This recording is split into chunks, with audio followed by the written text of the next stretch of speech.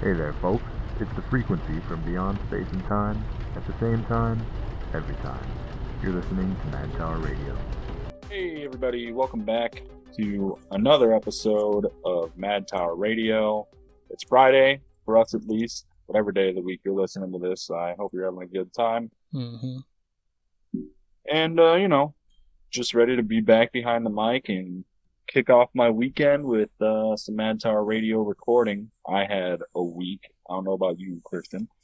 Oh, yeah. Hey, if you work in an office, anyone who's listening, and you send an email at 4:55 on a Friday, I hope your nightmares fucking leave you breathless, bro. I hate you. Yeah, I feel that. The other day I got home, and I was home for like a solid 2 hours, and they were like, "Hey, man, we need you to come back into the office." I'm like, "What the fuck, bro?" Chief. That's a hard one. Yeah, it was rough. I was like, fuck it. So, went back. And, whatever. But, hey, that's not today. Today's Friday. And, I'm ready to get into it, man. Yeah, we're finally to get back to get going. Now, if you haven't listened to the Mad Tower Radio before, it's just a show and tell. Each week we come to the podcast episode with an interesting story, a theory, something that scared us throughout the week, and just sort of get into it, share our stories, yeah? Oh, yeah. Without further ado, I think I'm going to kick it off. Sweet. I'm about to take you back to the past, and I know that you're going to take us even further into the past. That's true.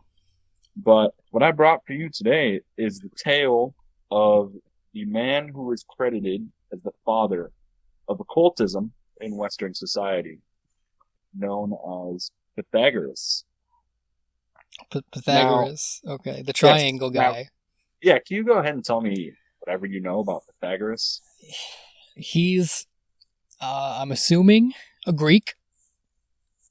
He is a Roman. Oh, shit. Okay, I'm starting bad. He's a Mediterranean man. He is accredited with, like, figuring out the hypotenuse. Like, you can tell me the third side of a triangle type shit. And... A squared, B squared, C squared, all that good stuff. That's it. That's all I got. A lot of mathematical discoveries. Oh, he had more? Oh, let me open up the can of worms for you. For sure. Let me briefly introduce you that Pythagoras' life, he lived way, way back then. 570 BC to 495 BC. Okay.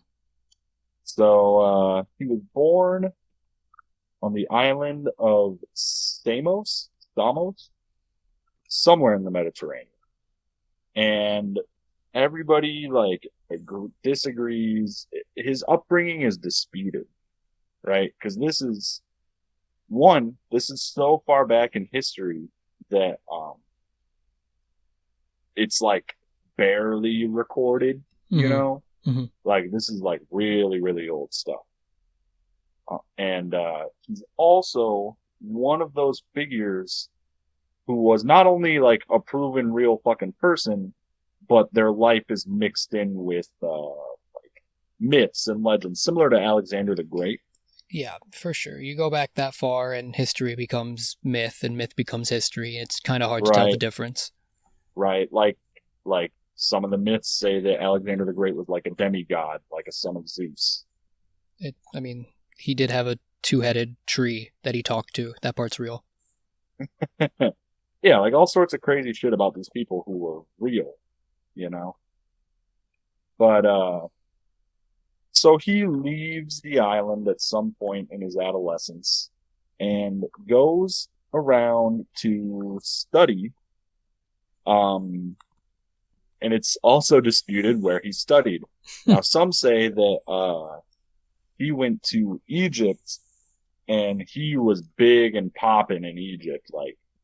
He learned ancient Egyptian from, the pharaoh himself. He was the only foreigner who was allowed to witness and participate in Egyptian worship. You know, like, he learned a lot of stuff out there. Some say he studied with Persian mystics. Some say he went to India. Like, that rules. Okay. Pythagoras was a real globetrotter, right? Okay. And so once he's had his fill, he comes back and settles down in a town in southern Italy called Croton in about 530 BC, right? First thing he does, starts up a school. Sure. Right? And this school became an organization / religion. Some people call it a cult. But at the end of the day, this was the Pythagorean Brotherhood. He named it after himself? Yeah. He was the leader. Kind of a prick, but okay. Oh, he was Pythagoras was on some shit, bro. Okay. I get like Rasputin vibes, you know, where like even if everything he said was bullshit, he's still like he pulled off such a good con that you got to respect it. Oh, now you're really drawing me in. I didn't know he was like hustling people. I mean, we'll just get into it, right? Sure. So around this time, he started up his school, right? The Pythagorean Brotherhood, they had an ascetic lifestyle, and I didn't know what that meant until I looked it up, and it pretty much meant like abstain from sensual pleasures. So they were virgins, you know? Okay. They had a communal living style. They lived in the school. He was also somewhat of a progressive. Women were equally admitted into the school alongside men. Sweet. You know, pretty progressive for the time. Now here's where it starts getting weird, right? If you were an initiate, you were not allowed to meet Pythagoras until you completed a 5-year vow of absolute silence. That kind of rules. I'm into that. Okay. Everything that was taught at his school was sworn to absolute fucking secrecy. Sure. If he's got mystic stuff, you want to keep that in? Uh-huh. Now, there's all sorts of claims. All over the internet. All over the books. Let me find it right here. Just some whack-ass shit about Pythagoras. He believed in reincarnation, right? The soul was tied to the body. And when you reincarnated, it did not matter what you reincarnated with as. Reincarnation itself was the punishment. Right?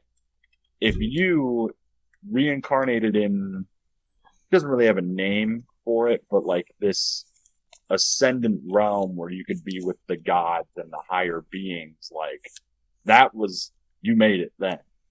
Okay. You know? That to escape the cycle. Sure. So every life that you lived, you had to purify your soul more and live a better life than the last until you were good enough to get to this ascendant realm, right?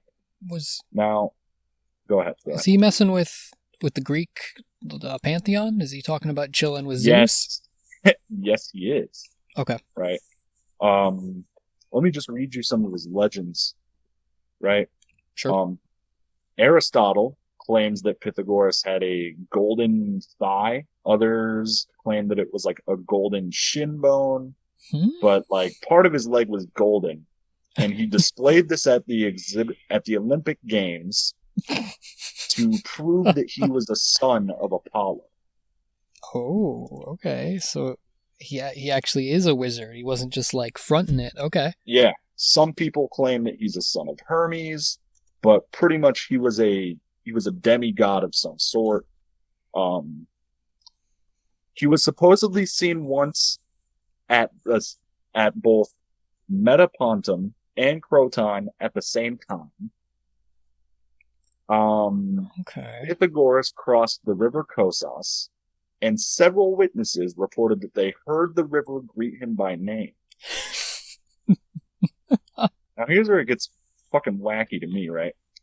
According to Muslim tradition, Pythagoras was said to have been initiated by Hermes, or parentheses, Egyptian Thoth. Like, all sorts of wild shit is said about this guy. He's got like a prolific imprint on a bunch of different cultures. That's interesting. Hey, people say that he's the first philosopher, man. Like, you read about any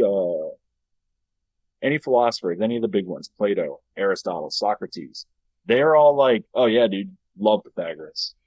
I truly just thought he was a math nerd. No, dude.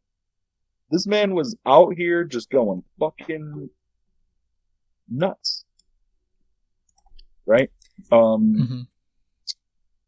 Pythagoras was credited with having been the first to teach that the earth was spherical, the first to divide the globe into 5 climactic zones, first to identify the morning star and the evening star as the same celestial object now known as Venus.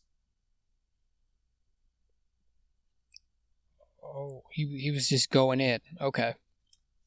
Yeah, he's going fucking crazy, dude. Do you think that, like, with this weird cultivation he's doing and all these followers he's amassing, that he might have done a little bit of, patent infringement type thing? Like, his people did all this science and then he got to take all the credit? You think, like, he was, like, stealing it from his students or other people? Or that, like, his scientific community were able to make these discoveries together, but he's the one who ended up on the history books? Possible. It's possible. He, like, there's a lot of people say that he was amassing, like, he was trying to amass political power as well, Yeah. Like, he thought that with his sacred knowledge, like, that him and his brotherhood were the ones who needed to, like, rule Rome. Okay. He was trying to insert himself into political power, and he actually got ran out of Croton for trying to do this. If this wizard in your local area is starting to make all these horrendous discoveries and he wants to be mayor, yeah, get him the fuck out of there. That makes sense to me. Oh yeah. He has a bunch of sayings. Here it is. Pythagorean teachings were known as symbols, and members took a vow of silence if they would not reveal these symbols to non-members. Those who did not obey were expelled, and the remaining members would erect tombstones for them as though they had died. That's raw. That's pretty sweet. Oh, jeez. There's a number of oral sayings. The Old Greek was akousmata, attributed to Pythagoras that have survived, dealing with how members of the Pythagorean community should perform sacrifices, how they should honor the gods, how they should move from here, and how they should be buried. Many of these sayings emphasize the importance of ritual purity, avoiding defilement. Like, he just had some sayings, like, one of them is, do not take roads traveled by the public. Right? Okay, Pythagoras. Innocent enough, but I guess the meaning of it is, like, don't expose yourself to the public, right? Don't listen to the masses. Don't, like, only follow the few and the educated. It's kind of coming off like an elitist, but okay. That's fine. Say again? I think he's kind of coming off as an elitist, yeah, right? Kind of a piece of shit. Kinda, yeah, kind of a lot. Like, this guy was just going absolutely crazy. Started a cult, was walking around as a fucking, like, a wizard, right? Do you think that, like, there are certain people today that emulate and try to follow the lifestyle of people like Benjamin Franklin or Marcus Aurelius or Julius Caesar. Do you think there's anyone posting YouTube videos about, like, living the Sigma Pythagoras lifestyle? Probably. Like, I don't think there's anyone noteworthy from today. he's not made it to the Sigma sphere? No, I Shit. don't know. Pythagoras was on some shit. He was going fucking crazy. All sorts of crazy shit. Let me get into some of the Pythagorean Brotherhood philosophies. Please. Right. So, they thought the numbers were divine, and that through the study of numbers that they could solve a lot of philosophical questions, solve a bunch of crazy stuff. They believed in, like, perfect numbers. They thought that pretty much, let me just lay it out for you. So they were one of the first people to actually represent numbers with a symbol. Interesting. You know? So they did dots. Right? And they had these things called triangular numbers, where, like, the amount of them made, like, a perfect triangle. They believed in these things called perfect numbers, right? They Okay. defined perfect numbers as those that were equal to the sum of all their divisors. So 28 is a perfect number to them because 1 plus 1 is 2. 2 plus 2 is 4, right? 4 plus 4 is 8. Wait, how the fuck? I guess I don't understand the perfect numbers. But it says 28 equals 1 plus 2, 2 plus 4, 4 plus 7, 7 plus 14. But I don't think I understand. I thought I did. I guess It's like a number sequence, like a number that adds up to all of its parts. Fucking know, I guess. But whatever. Because that's not making sense. They believe even, like, perfect numbers. They thought that the number 1 represented the self and it was related to intellect, and that the number 2 represented thought, and that the number 4 was justice because 2 times 2 is 4, I guess. I don't know. But they really, really believed in the number 3 because they thought it represented the perfect triad of the beginning, the middle, and the end. You know, and, you know, a triangle has 3 sides, just all sorts of crazy stuff. He's kind of coming across like a tarot card nerd, like into numerology too much. Yeah. But they were also vegetarians. Did I mention that? No, but that's pretty interesting. Mm-hmm. They were big fucking. Was that for, like, purity reasons or some kind of, like, part of their philosophy? I don't know. Doesn't really say why. He just said, nope, we're vegetarians. Okay. When Pythagoras died, right?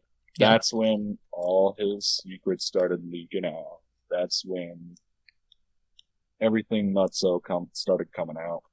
And his school actually split into 2 philosophies. The acousmatikoi, which were, if you remember, the acousmata, which was like his oral sayings, like don't talk to the public. Okay. Shit like that. There was one sect that strictly followed the acousmata, and then there became the mathematikoi, which were the people who were like, math. We're gonna keep going on math. I think he was on to something. That's interesting. Like part of the people really resonated with him and his personality and the things that he said, and some people were more into, you know, the work that he did. I'm getting it. Okay. So they split into 2 sects, and so he was also bit of an architect, right? Mm-hmm. And get this one. The oldest known building, designed according to Pythagorean teachings, is the Porta Maggiore Basilica, a subterranean basilica which was built during the reign of the Roman Emperor Nero as a secret place for the worship for Pythagoreans. Oh, they made a cool, like, bunker shrine? I'm into that. Yeah, they were like, he was trying to take over Rome, or whatever civilization it was at the time, with, like, his religion, and everyone said, fuck you, and then they kind of became a cult. You know? Because they were secret, you had to be a fucking, you know, a 5-year vow of silence and shit like that. But they were doing shit in secret. They were nuts. There were tons of sort of offshooty cults in Roman religion about that time before it kind of hard line stanced into even some of the more rigid pagan augur type shit in the later Republic, and then the Catholicism. Yeah, dudes were forming their own freaky cults to Jupiter and Pythagoras and pretty much anyone. That's crazy. Uh-huh. And, you know, apparently his thoughts on numbers, like, had an impact. You know? I mean, there were, like, philosophies to it. People believed in it. Dante Alighieri, I think that's the guy who wrote the Divine Comedy, right? Yeah, that's him. Yeah. He was fascinated by Pythagorean numerology and based his depictions of hell, purgatory, and heaven on Pythagorean numbers. Oh, yeah. They're nice and divisible stacks. Sure. Mm-hmm. That rules. Yeah, like, Pythagoras saw unity as good, plurality as evil. In Paradiso 15, 56 to 57, he declares 5 and 6, if understood, ray forth from unity. The number 11 and its multiples are found throughout the Divine Comedy, each book of which has 33 cantos, except for the Inferno, which has 34. The first of which serves as a general introduction. Dante describes the 9th and 10th Borgias in the 8th circle of hell as being 22 miles and 11 miles respectively. So, Pythagoras straight up worshipped numbers. I'm pretty into that. Like, this number represents good, and this number represents evil. Numerology is kind of fun. You know, you can do some pretty interesting things creatively with it. You know, setting these motifs or drawing these really cool patterns, or you know, symbolism in numbers. I can get down with that. But if you ever met a person who's really into math, like really into numbers? No, I really don't like to associate with those people. Yeah, people get kind of funky with numbers. It's like physics people, you know. Like higher level math type shit. Like there's some kind of like thing that like tickles that kind of brain that it gives it a lot of, I don't know, is it structure? Is it like the laws? Is that what people love about numbers? Like its firmness? Yeah, I don't know. Me either. You know, it's crazy. And then there's just like some way out there shit. Oh yeah? Yeah. Like, he came up with this concept of, initially, you know, there's a lot of influences he had on Christianity. They believed in the number 3 as being divine. Yeah, they're going crazy on 3. Everything in the universe and nature is divided into 3s. The universe has 3 worlds. The supreme world, a subtle essence that was the true plane of the monad. The superior world, the home of the immortals. And the inferior world, the home of the mortal gods. It's all sorts of crazy shit. You know, what does that remind you of? Heaven, hell, purgatory? Like, sure. This dude is fucking crazy. It's crazy. Put his hands in a lot of different minds. I'm trying to find this one thing. Okay. He claimed some crazy shit like that he was talking to God. Through like his work with the numbers, you're saying? Yes and no. He called God monad, the supreme mind, the living and absolute truth, clothed in light. Now, hear this. Man is separate, save for his soul, which is a spark of the monad that is imprisoned in a mortal body. Does that sound a little familiar to you? I can see something there, yeah. Kind of sounds a little like Gnosticism, right? I was just gonna say it's getting a little into that funky Catholicism and instead of yeah. Yeah. It's fucking crazy how much shit this guy was on. And all we know him as today is the triangle guy. As the dude who did the triangle, yeah. So I want to move into X takes. Okay, great. Which is one of my favorite segments we do on this show. For those of you who might be new or haven't seen an episode with X takes, I go on to the /X board of 4chan. And if you didn't know, the X board is for paranormal, weird, unexplained, anything really that has to do with the supernatural or legends or something like that.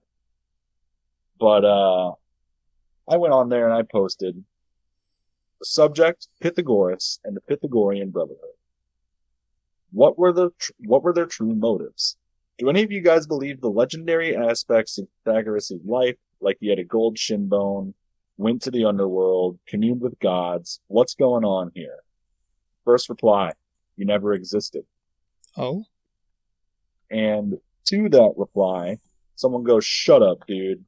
And then replies to me and says, do yourself a favor and keep it to yourself. This board is literally low IQ boomers now. Even if it is, though, I want to know what they think. Yeah.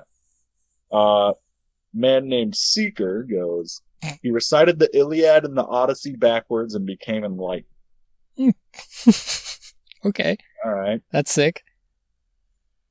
Someone goes, too much of our history is woven with fabrications. If you were to assume that it's all lies, you would most likely be correct.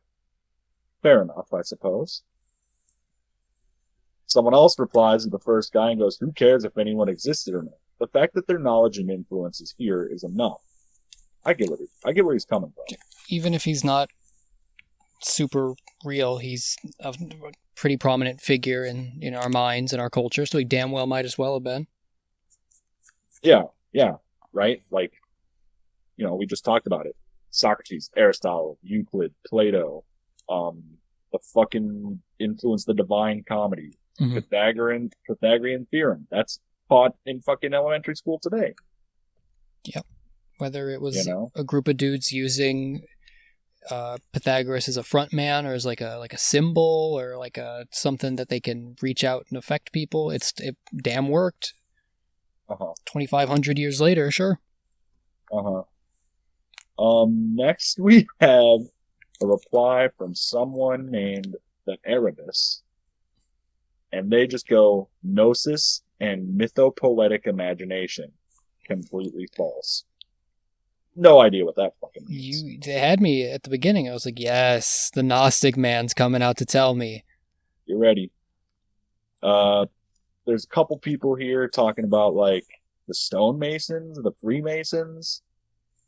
No fucking idea. Like, I know that the stonemasons or whatever are, like, some of the most surface level conspiracy theories out there, but I just have no fucking clue what, like, any of the masons did.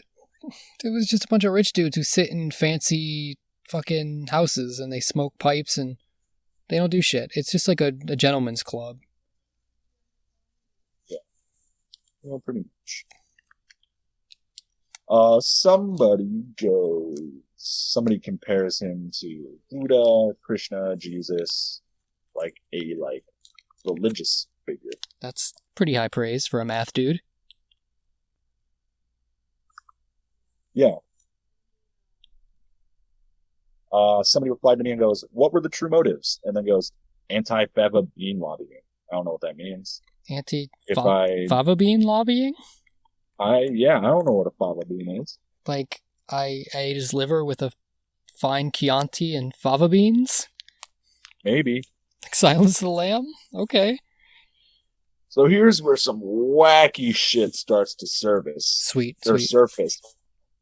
Right? He goes, I don't know. All I know is people on /biz and /poll before said that the chain link developer is the reincarnation of Socrates, and that something crimes against divine numerology, something about the cult of Demeter, or something like that, something about the demiurge, and a simulation being run by an ancient alien entity that thinks itself as God. Okay, I can really dig into that one. No, I like that. So he's putting Pythagoras with the demiurge and Gnosticism, and with an Anunnaki shadow government type thing. Okay. Now, apparently, the man who invented the blockchain is Sergei Nazarov, right? And someone replies to that guy and says, first of all, being a son of Hermes, Pythagoras has been gifted with the ability to remember his past lives. If Sergei were a continuation of the reincarnation cycle, he wouldn't be such a fat sack of shit. Whoa! And Pythagoras was against eating meat. Secondly, the monad and the dyad described by Pythagoras is entirely different to the New Age Gnostic nonsense. Hey, buddy, I'm New Age Gnostic nonsense, so cool it with that.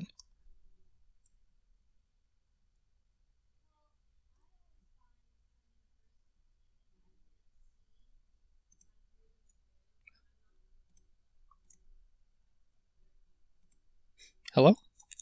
Hey! Did I lose you? Did you go to the Shadow Realm? Oh, was it me? I had lost you for a minute. Oh. Where did I leave off?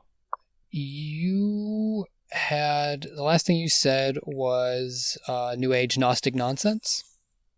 Yeah. How do you feel about that? I don't know if it was after I went into the Shadow Realm, but I said, hey, I'm one of those New Age Gnostic nonsenses. That's a lot to throw out at me. But that shit sounds like... Yeah, if Elon Musk really was the Dovahkiin, he wouldn't need to go to space, because he would have the Thum, is what that sounds like. I love doing X takes, because whatever I post on here, no matter how thoroughly I research a topic, it always feels like the people on here know 10 times more than me. Oh, and I'm just lost. It's fucking hilarious. Seeing dudes go into it about, like, the simulation and, like, no, dude, the demiurge would never deal in numerology. I live for that. It's so funny. That's tremendous. And they keep arguing about it, too. And somebody else replies to the blockchain guy, and he goes, oh, hey, I remember you posting this a week ago and getting absolutely ass blasted. Stop filling your Gnostic bullshit. There he is, fucking Joey Blockchain Demiurge, throwing the same conspiracy to every single thing.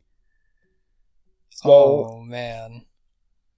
Yeah, I mean, I didn't have a lot of time to research, so I wish I could go more into what the divine numerology really represents, what its possible fucking occult ties are, like, but you know what?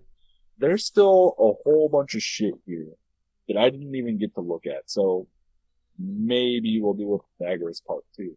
Oh, sure, that I totally feel like I've just been appetized to something that could get way crazier, if you ever feel like getting back to it.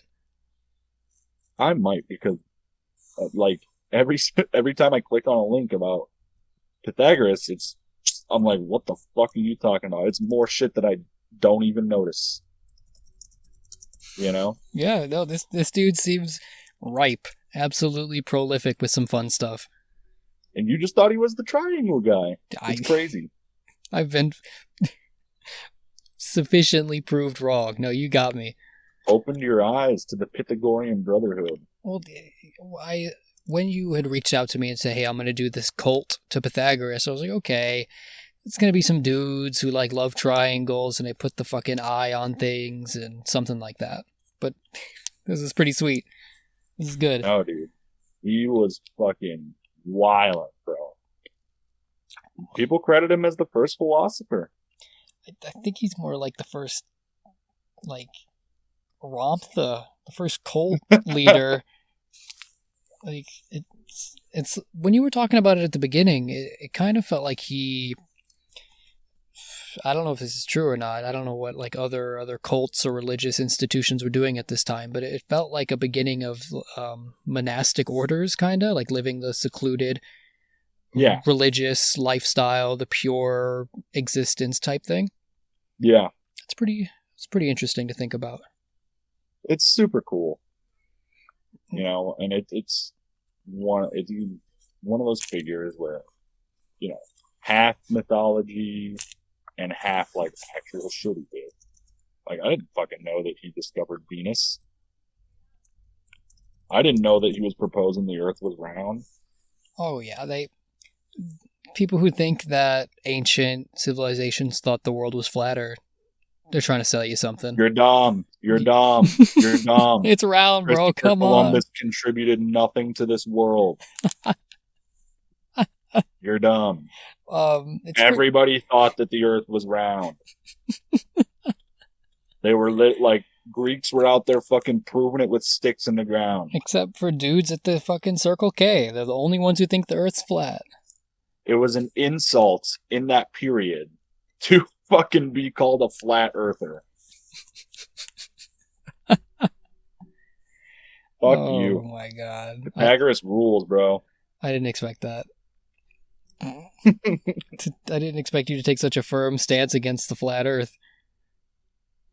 It reminds me like, oh, what's that argument thing called? Like Poe's law, I think it is, or the one where it's like no matter what you do, the other person's just gonna be like, well, I don't believe that, or that's fake, or that's rape. So it's like, why even bother with them? Is that some kind of logical fallacy or something? Yeah. Like, there's ways you could go outside and prove it right now. There is flat earthers disproving themselves on camera, and they're just like, I don't know about that. Keep your eye open, bro. But have you ever seen that documentary Beyond the Curve? I've heard of it, and I've heard some interesting things about it, but I've never watched it. It's very good. The whole time they're shitting on these flat earthers. And there's like, at the end it's pretty funny because like there's a NASA meetup convention thing going on down the street from a flat earth rally. Right? And this guy gets on stage and he's like, hey, you know, like, don't, like, every flat earther is a creative, scientific mind that we lost. So, like, you know, you can't just hate on them for doing that. You know, they're trying to be creative. They're trying to be scientific. Like, they're just misguided. And I was like, I kind of vibed with that school of thought, you know? That's an interesting way to look at it, and I like, prefer that empathy, yeah. If you tell the idiot that he's an idiot every single day for his life, like, he's going to have no incentive to not be an idiot. Yeah. But, yeah, Beyond the Curve, real great. But I got nothing left for you on Pythagoras. Sure, we can pass it on along. How did you feel about that? It was tremendous. There were like 4 or 5 things we could really have latched onto and expanded into a whole episode. I just wanted to give you a little sample. Maybe we'll come back to something like the divine numerology. That drew me in. I'm super into the divine numerology. Crazy shit all over the board. Pythagoras was doing it all. Fucking legend. So, I forgot about something until just now, though. Okay. Let's use this little intermission transition period to, gel, mash minds, and vibe about the documentary that you watched last weekend. Oh, and yeah. The topic that I brought up last weekend, Missing 411, The Hunted. And I hope that all you, our listeners out there, watched it as well. Christian, what'd you think? Oh my god. your pitch of missing 411, while it was interesting and it was thorough, and you really dug into that first topic, it did nothing to prepare me for the second half of that movie. Oh my god. When did it start? When did the dread start sinking in? Like, the thing that I'll say that is the most interesting about it is it starts off pretty natural, pretty grounded in, science and survivalists. And there's this weird spiraling, creepy, dreadful feeling that begins fairly early on, and it just slowly dials up. And I did not expect it at all to be this good. Oh, it was mind-blowing.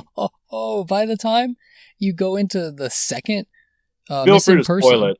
Feel free to spoil it because it's free on fucking YouTube. If you haven't watched it yet, that's your own fault.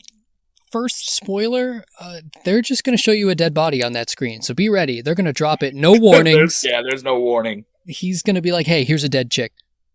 Yeah. And I'm just like, I'm like 40 minutes into this movie, and you're just going to pop that on screen? Mm-hmm. Oh, my word. And it slowly devolves into a very haunting night for some of these travelers that go missing. Yeah. I think the cinematography really did something for me when they did those, like, quote unquote reenactments. Like that first story, right? Where it's just like a wide shot of someone who is supposed to be Thomas Messick sitting on a stump with the rifle, and you don't see his face, you don't see nothing, you just see him from behind. It's just, they put way more, like, I don't know what the word is, like art, like presentation, like... Oh, it's insane. It's insanely good. And there's an audio clip that they're going to play at the very end. There's this clip of captured audio that they're going to play about this thing, this person, this entity that they encounter out in the woods and that these people went missing after they saw. And yeah, I had to turn the lights on in my house. I had to turn the volume down. Like, oh my god, it was so good. It was so scary. Oh, yeah, my word. Fucking nuts so good. And like you said, this guy makes no judgments. He doesn't make any sort of hypotheses really that wants to pull you out of the fear that you're living in. He really just throws you into it and lets you delve on some of these very haunting stories and details. Yeah.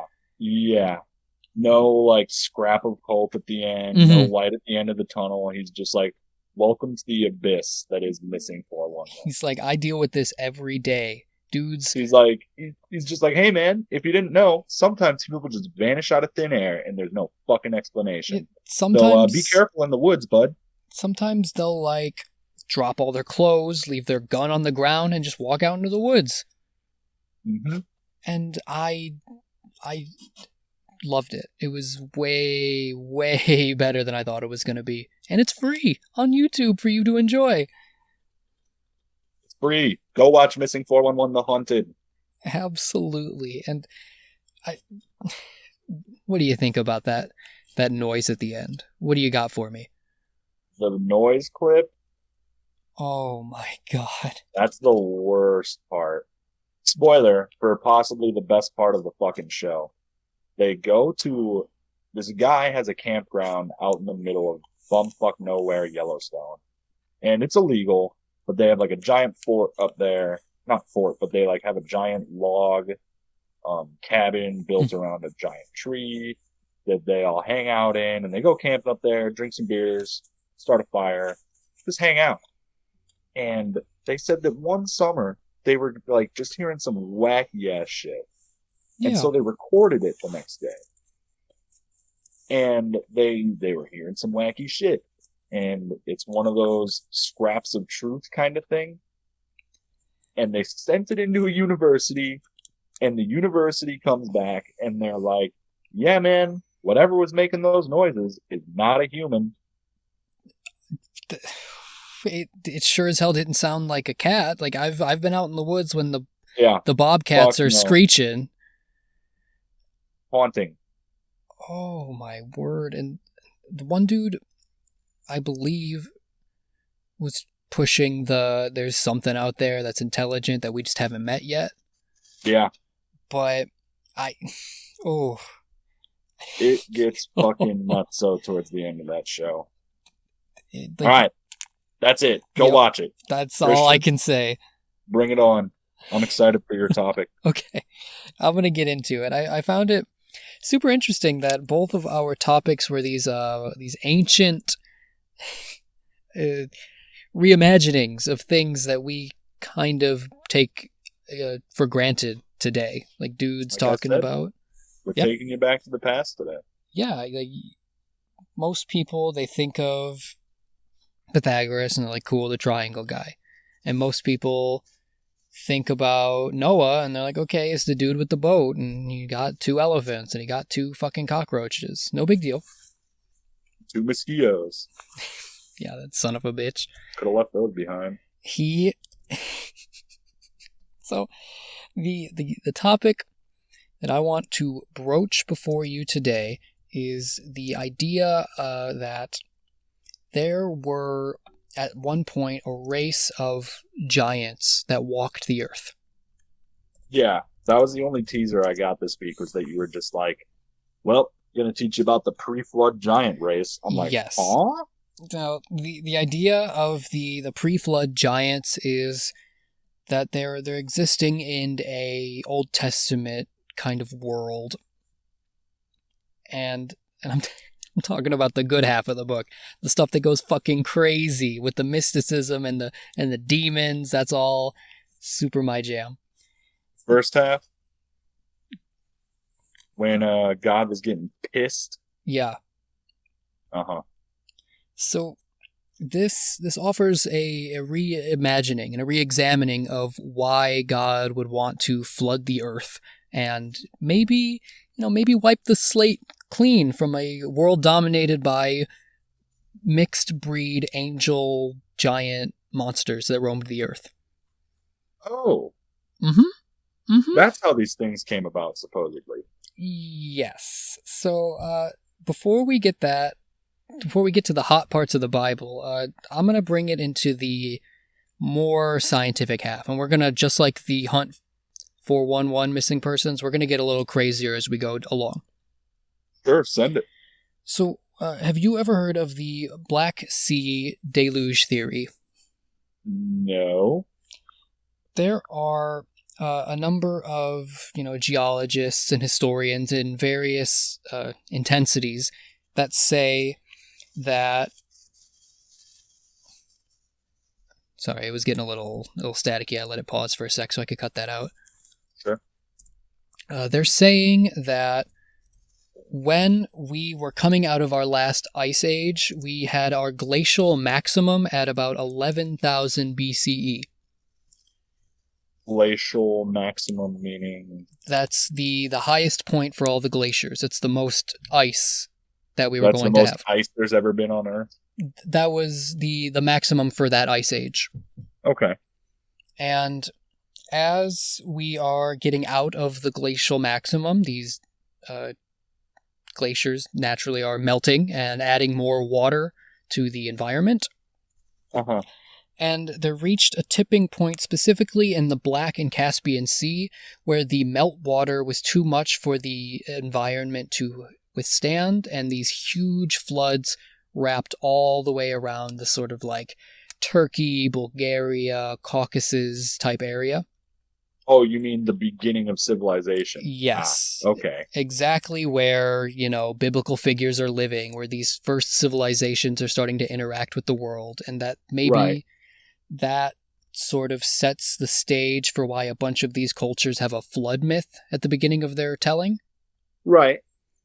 And It says something like a maximum of some historians of an 80-foot rise in water to maybe like a 10-foot rise in water. Uh-huh. Which still, 10 feet, that's a pretty wicked flood, you know? That's a lot of water, considering I'm in Louisiana and the whole fucking state's below sea level. And 10 foot would do a lot around here. This is a time where, you know, the sun goes up and by God, that's the Lord. Mm-hmm. They see lightning and they're like, that's fucking nuts. Yeah.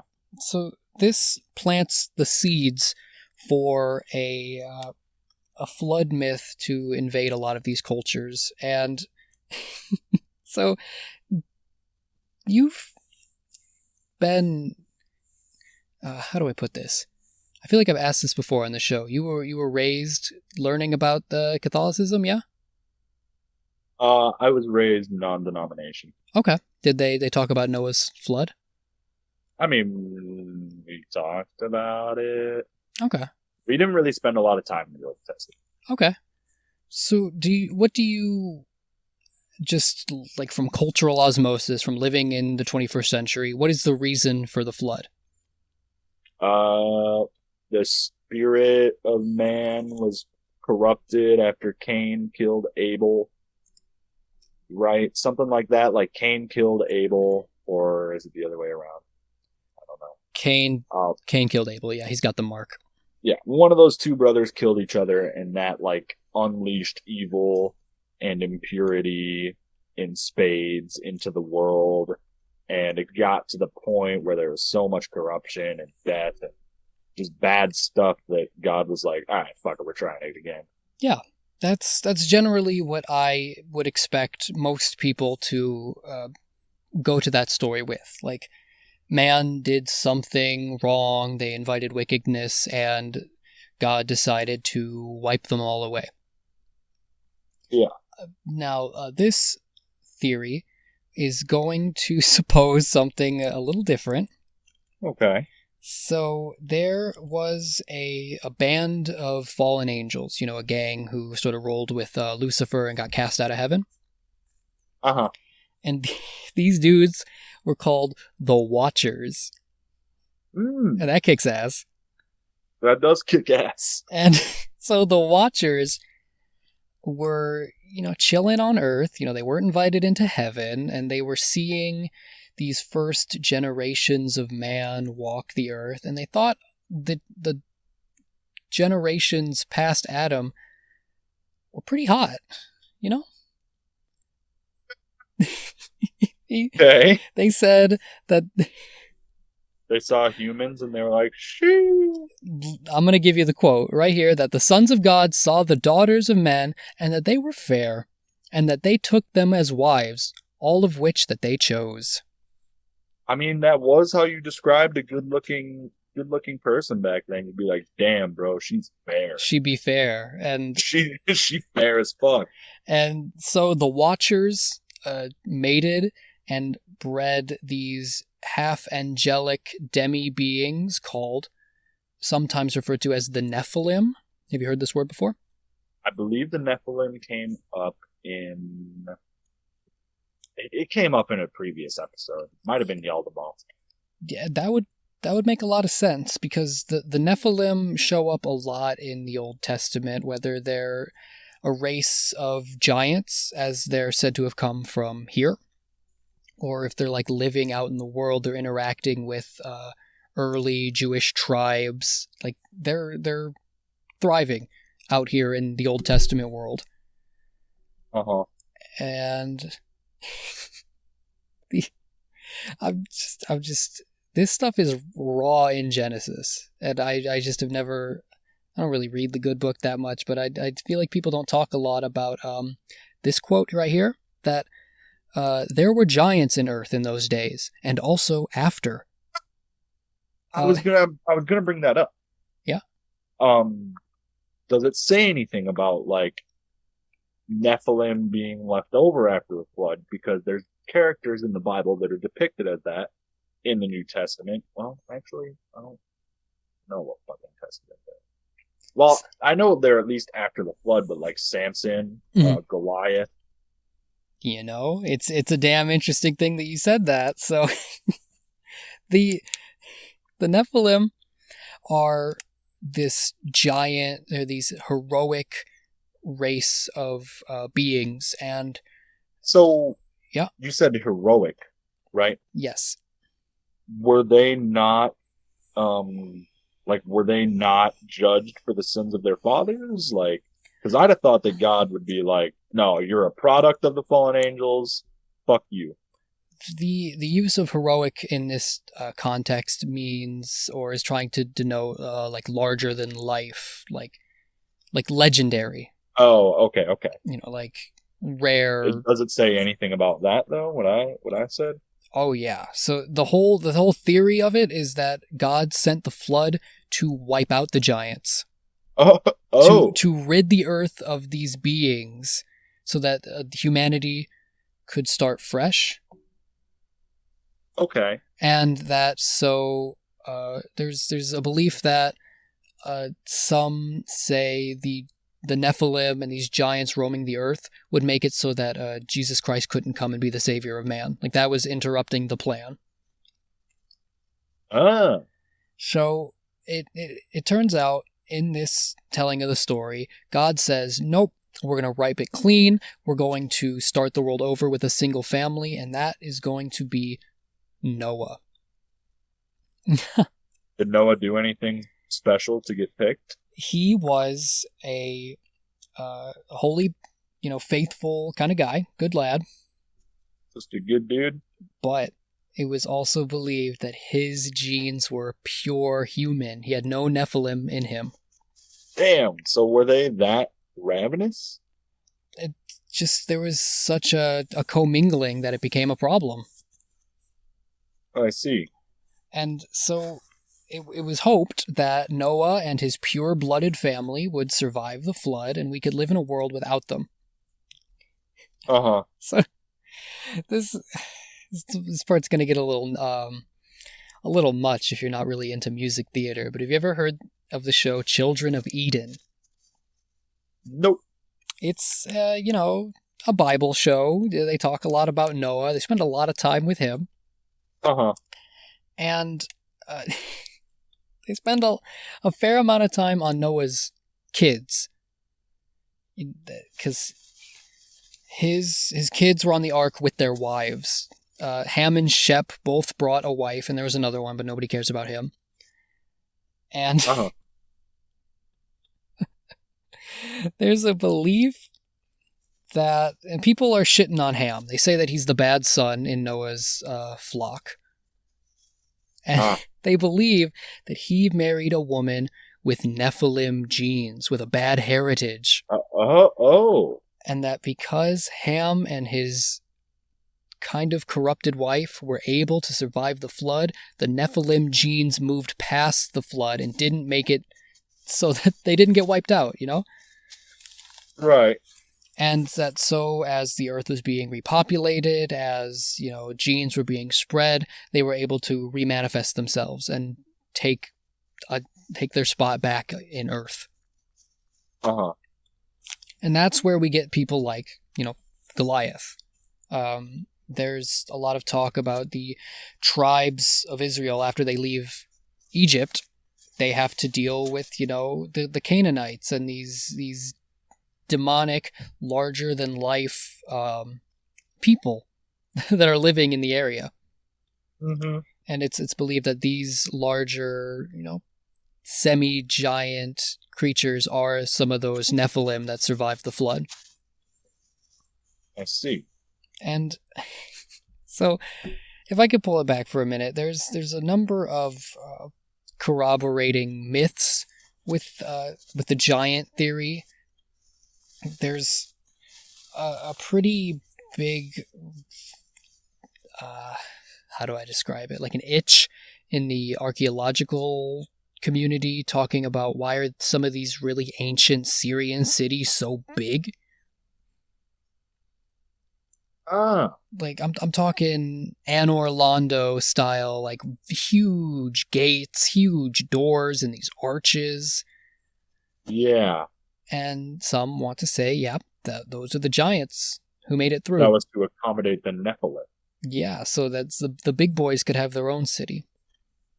That's fucking nuts. There is a contested report that a femur was found in the 50s in southeast Turkey along the Syrian border. That Oh, really? it was 47 inches long. I see. Now, do you know the average length of a adult male's femur? Not 47 inches. 19 inches. So that's double. So, yeah, more than twice the size of an average man's upper leg bone. Yeah. And there's a number of museums who have a recreation, a cast of this bone, but the original has never been found, and that leads some people to kind of hoax this one out of, giant canon. Uh-huh. There's another myth that the Nephilim survived the flood and they ran away to the New World. Well, the New World? For some reason, every Middle Eastern myth, like the lost Jewish tribe, the lost creatures, they somehow just ferry across the Atlantic. You know what I'm saying? And there was a Spanish conquistador who believed that when he landed on the New World, he found a lost colony of giants because there were these giant native peoples on the coast that he met. I see. Personally, I think that's just some colonizers soy jacking at tall natives. That one's really not hitting it for me. Right. But my favorite iterates of this in our modern day is a recent, about 2000 to 2010 sort of story. Yeah. That the Smithsonian had committed a huge cover-up on thousands of giant skeletons found throughout the world. No way. There was this very popular article and email chain that was going around talking about this leg bone found in Turkey and talking about how a bunch of skeletons that were way too big to be explained were stored in the Smithsonian, and that a whistleblower came and said that the Smithsonian was suppressing the reality that we live in an Old Testament kind of world, that these myths are true, and that these giant skeletons prove that. What the fuck? There's documents, there's witness testimony type things that really makes it pretty convincing until you do a little digging and they cite like a scientific community that's never existed, and they cite people who didn't work for the Smithsonian ever. So is it like an Ong's hat, a big prank? It's very, very easily cast aside as kind of a fake. Yeah, on the surface, it reminds me of one of those Discovery Channel mockumentaries where they were like, "Yeah, bro, mermaids are real," but then they just presented it as fact, and they're the Discovery Channel. Mm-hmm. So people are like, "Holy shit, dude, mermaids might actually be real." When you have that platform, yeah. And that worked for me when they were bringing the Smithsonian's name into this. Yeah. For a second, it kind of hooked me, but it also revealed a fairly common little yoink you could do in the 1800s and early 1900s. Yeah. Where if you they would send these photographs of these gigantic corpses or gigantic skeletons in these big poses to the Smithsonian, and they said, "Hey, I found this huge thing. Do you want it for the museum?" And they would reply with a big check or a large sum of money and be like, "Yeah, send that shit over to us." Oh my god. And then they would be like, "Sorry, bro, got lost in the mail. Lost the skeleton, sorry." They just were like, "Oh, yep, I don't know what happened." I saw at least one account of a dude sending a mega mummy, this huge corpse, over to the Smithsonian and getting $18,000 present day money. Yeah. And the Smithsonian was like, yeah, it never arrived. We never got that. So pretty funny. That one kind of really, that one really tickled me. But it all stems from this super, interesting, like, reimagining of Noah's flood. Uh-huh. That really appealed to me. I'm trying to find a couple more Bible verses to throw into it to really give it that sense of, like, we live in this world that oh yeah, there's also giants. There's for sure these giant beasts out in the world. Let me find you one of my favorites. Oh, this is one that's part of why Noah was chosen. That Noah was just a man and perfect in his generation, and Noah walked with God. And they use that quote to say that he was pure of Nephilim influence. He wasn't, corrupted by their blood. Let's see. And the Nephilim sort of infiltration story also mixes in with Assyrian, Sumerian, Anunnaki. Like there's this connection between the heavenly beings that infiltrated and like mixed in with man that would become their sort of their Anunnaki. That there's a common element in there somewhere. Right. Man, I just gotta say that I fucking love these topics where you go back and something that you've known about your whole life, the Pythagorean Theorem, the Bible, and you like sift through what is being presented in the mainstream to find out that there's tons of fucking shit that like no one's gonna tell you. You just have to go find out for yourself.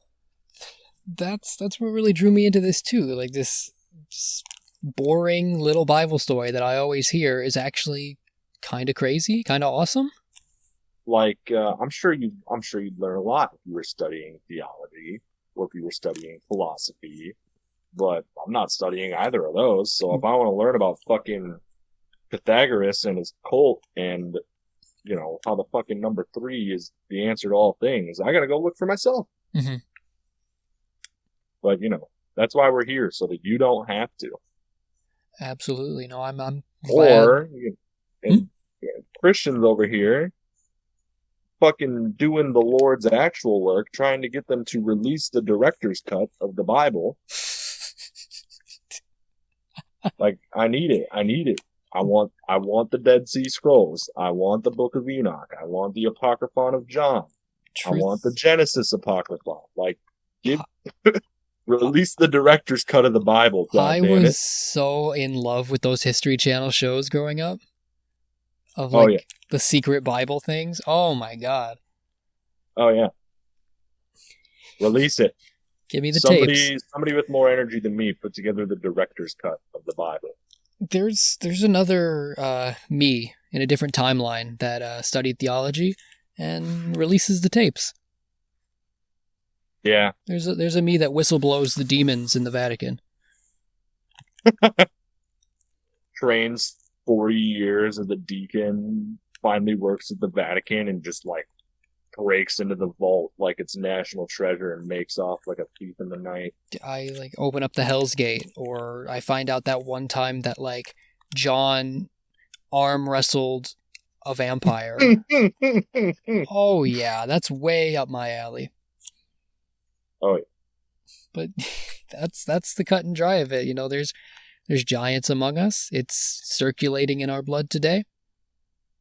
Oh, apparently I'm part Nephilim. I mean, did you know the tallest recorded man is from Alton, Illinois, just a stone's throw away? What? Yeah, he was 9'6". Damn, so that Nephilim blood runs deep, huh? It got over to us. It's closer than you might expect. Well, do you have any closing thoughts? Any closing notes? My closing notes for you are, hey, are you an oldest child? Is your little brother growing a little too much for your comfort? Yeah. Are they sprouting up like weeds? Maybe you should look into that. If an angel tries to seduce you, don't take the bait. Only one angel got to, only one of them got the pass, and it was to impregnate the Virgin Mary. So that's off the table anymore, and you're going to foster Nephilim offspring. Don't do it. Which is not cool. Well, folks, I guess that's been it for Mad Tower Radio. Thanks for checking us out. Make sure you subscribe, follow us on Twitter, Instagram. Email us your experiences with the supernatural at supermadtower@gmail.com. Thanks for watching. Bye. Bye. A frequency beyond space and time. Unspeakable knowledge. It is Mad Tower Radio.